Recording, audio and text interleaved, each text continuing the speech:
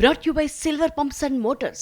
Top quality और consistent performance के लिए सिर्फ सिल्वर पंप्स नाम याद रखना। వైద్యం కోసం వస్తే ఇదేం కర్మ. ఇది ధర్మాసుపత్రిలో సామాన్యుల ఆవేదన. సర్వజన ఆసుపత్రిలో సామాన్యులకు వైద్యం అందని ద్రాక్షలా మారుతోంది. నేను రాను బిడ్డో సర్కార్ దవాఖానాకు అని జడుసుకునేలా నేటి భారత సీన్లు గవర్నమెంట్ జనరల్ హాస్పిటల్స్ లో ఈనాటికి దర్శనమిస్తున్నాయి. విజయవాడ జీజేహెచ్ కు వెళితే గజగజలాడాల్సిందే.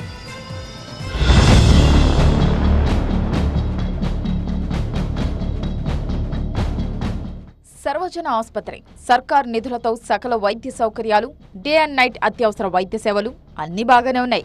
కానీ ఓపీ ఆ ఒక్కటి సామాన్యుల ఓపికకు పరీక్ష పెడుతోంది.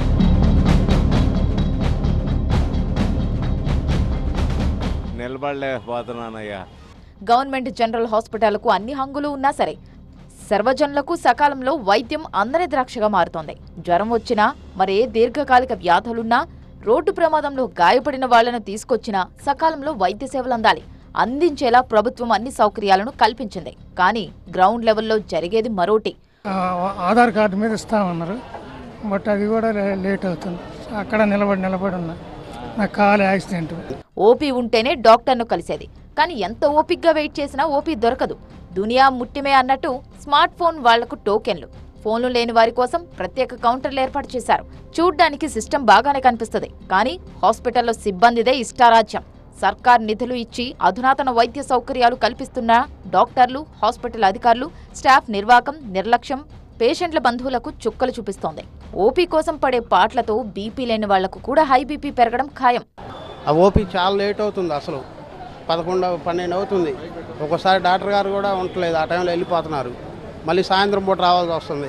మళ్ళీ ఆ గంట కూడా మళ్ళీ డాక్టర్ గారి దగ్గర నిలబడితే తలుపులే చేస్తున్నారు.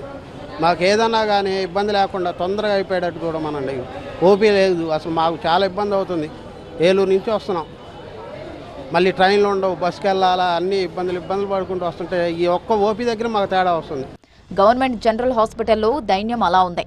అమరావతి రాజధానికి పెద్ద దిక్కుగా భావించే విజయవాడ ధర్మాసుపత్రిలో అధికారి యంత్రాంగం నిర్లక్ష్యం అటు ప్రభుత్వ ఆశయానికి, ఇటు ప్రజారోగ్యానికి గండి కొడుతోంది. జలుబు, జ్వరం మొదలు క్యాన్సర్ సహా మరెన్నో దీర్ఘకాలిక వ్యాధులకు మెరుగైన వైద్యం అందించేలా ప్రభుత్వం కోట్ల నిధులతో సకల సౌకర్యాలను కల్పిస్తోంది.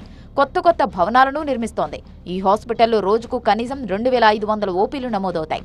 విజయవాడ నగరంతో పాటు కృష్ణా జిల్లా, ఎన్టీఆర్ జిల్లా, గుంటూరు జిల్లా, ఏలూరు జిల్లాల నుంచి సైతం వైద్యం కోసం ప్రతిరోజు వేల సంఖ్యలో రోగులొస్తున్నారు. అయితే అందుకు తగ్గట్టుగా సేవలందించే విషయంలో ఆసుపత్రి సిబ్బంది దృష్టి సారించడం లేదు. వైద్యం కోసం వస్తే ఓపీ కోసమే 2 నుంచి 3 గంటల పాటు రోగులు క్యూ లైన్లో నించోవలసి వస్తుంది. ఎంతసేపు ఓపిక్గా వెయిట్ చేసినా ఓపీ దొరకదు.